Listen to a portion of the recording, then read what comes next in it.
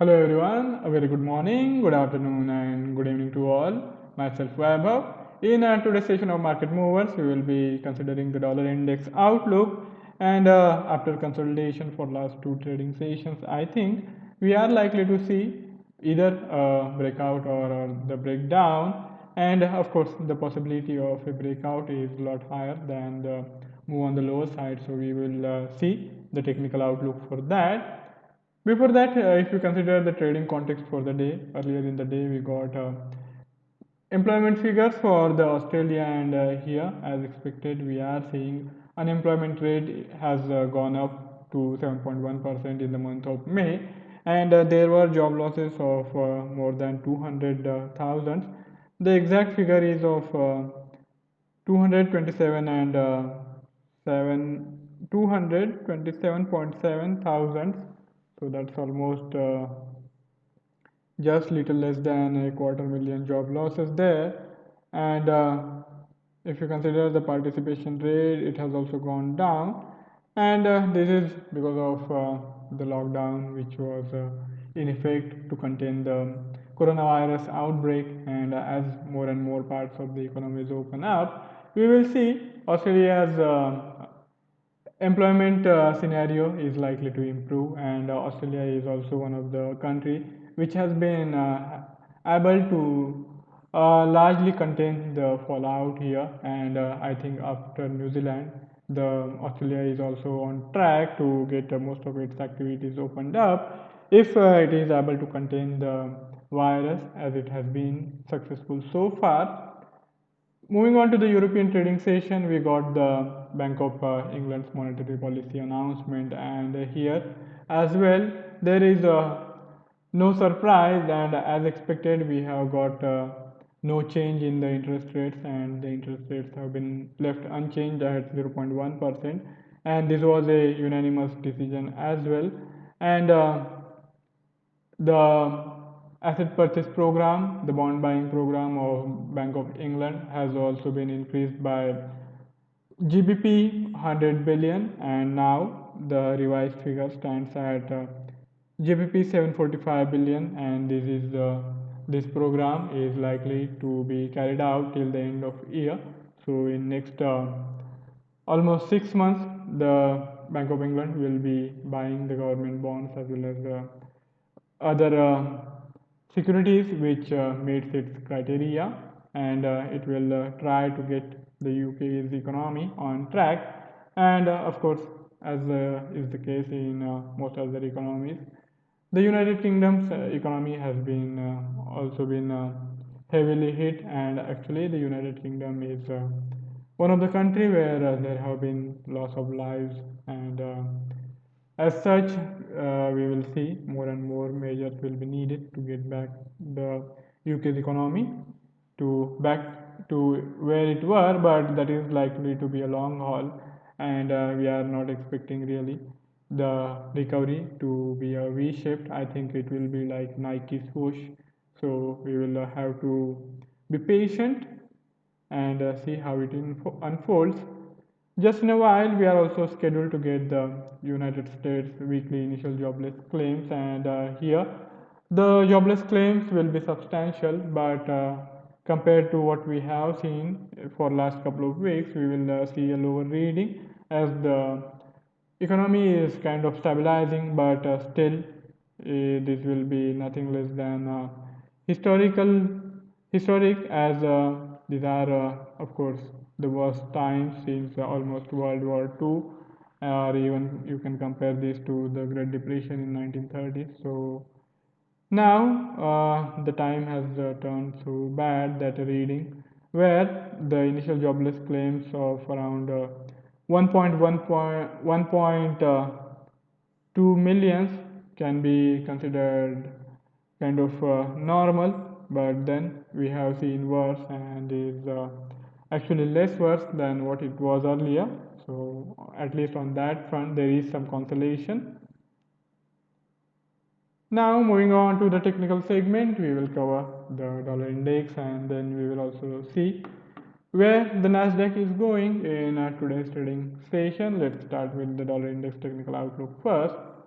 This is the daily time frame chart, and here we had considered the dollar index, I think just 2 or 3 days back as well. And this consolidation is ongoing. Of course, there has not been much movement in today's trading session, as you can see from this bar. The trading has been pretty range bound, and I think by this time viewers trading session start, we will see some fresh lease of life here.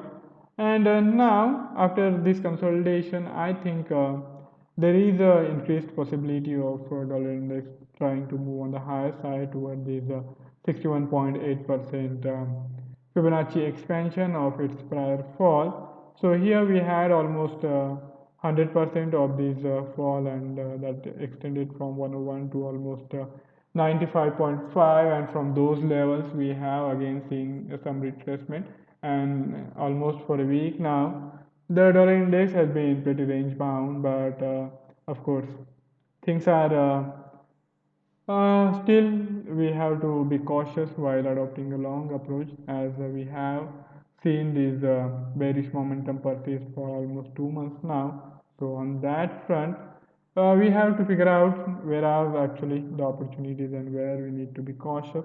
As you can notice, this consolidation, which has been ongoing, has been stopped on the upper side closer to this first support of this one pivot point series. The price action has moved on to the upper band of this regression curve, but still these both of these technical indicators, the pivot point series as well as the regression curve, are still pretty much bearish, and I think that is the reason why we have seen consolidation but no clear break above this first support.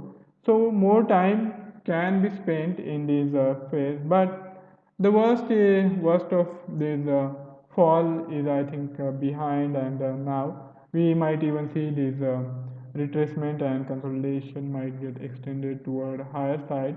So the zone closer to 97.5 can also be targeted, which is also the prior swing high established in the Friday's trading session last week.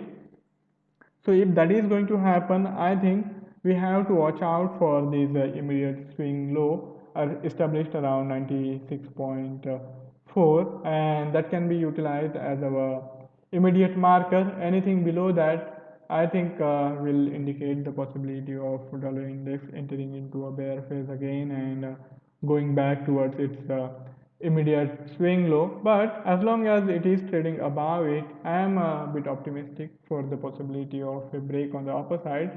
Even in a webinar session in the earlier part of this week, we had considered the possibility of dollar index continuing to move higher, and if the opportunity arises, I had talked about buying it, and if any of you had gotten involved in that trade, I think you might have been in profit if it is still open. Still, even in that scenario, you should be sitting on the profit. Now, coming to today's trading session, I think this confluence of 50 and 100 SMA is also crucial from the short-term perspective.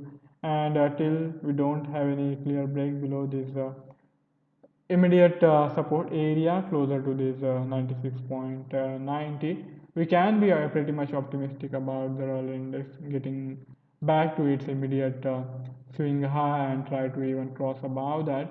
So if we are going to get involved for a long trade anywhere close to this 200 SMA, 200 SMA, so this is the area of interest, and I think the stop loss can be kept just little below this immediate swing low, which is there around 96.4. So if we get any entry anywhere between these 200 to 100 SMS, then I think that will be a good opportunity for us to get involved in the dollar index.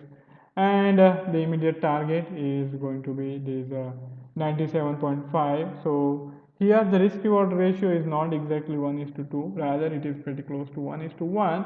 But if we get a break on the higher side above that, then I think fresh possibilities will open up, and that might even help us target 98 zone. So what you can do is you adopt a partial profit booking strategy. You try to get out of half of the position if the dollar index happens to go towards 97.5, and then maybe partial positions can be kept open till we see a move towards 98.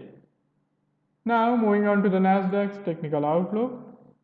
Here, what a rally it has been for the Nasdaq, and we have said this many times, and this rally has been ongoing for more than 2 months now. Almost we are approaching 3 months to be precise now. So this is the third month of this ongoing rally, and still the Nasdaq looks pretty strong on daily time frame chart, and here we have this clear cut formation.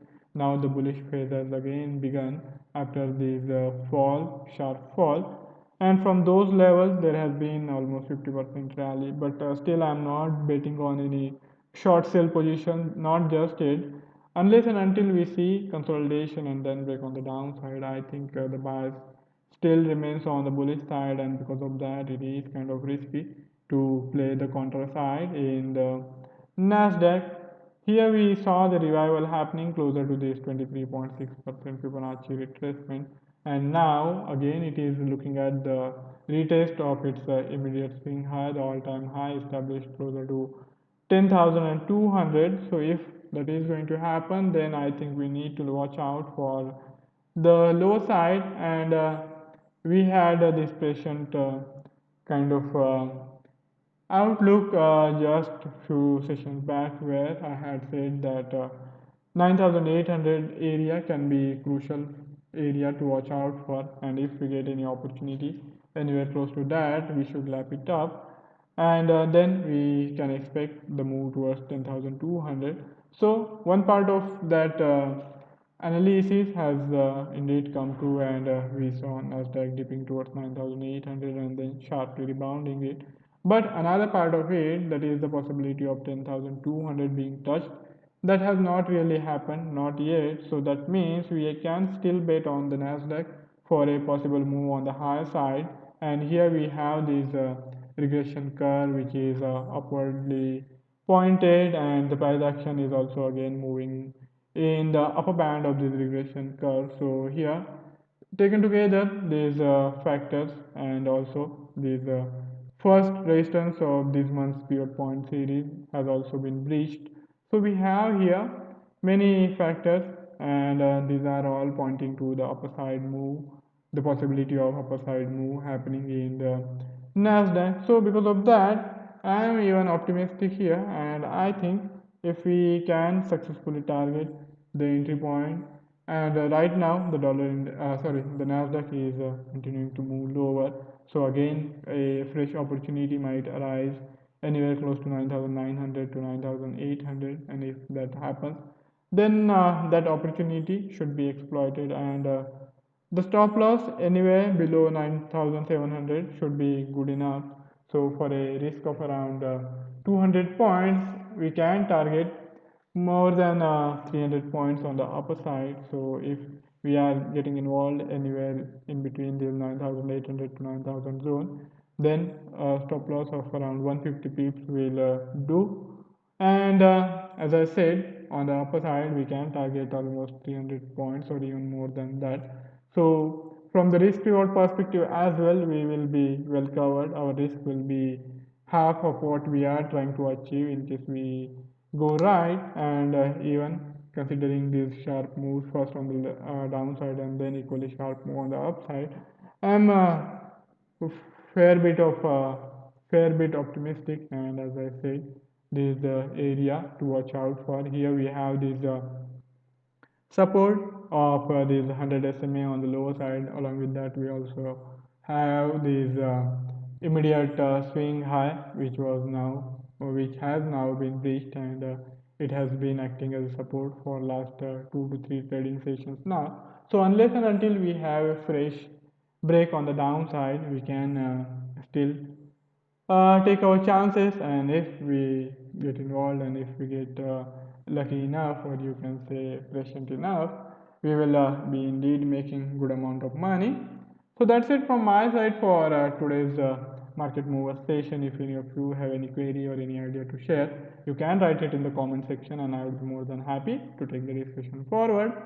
Before I sign off, I would also like to remind of the risk associated with trading in the financial instrument, and one should be careful while utilizing the information provided. Have a fabulous day ahead. See you tomorrow. Goodbye.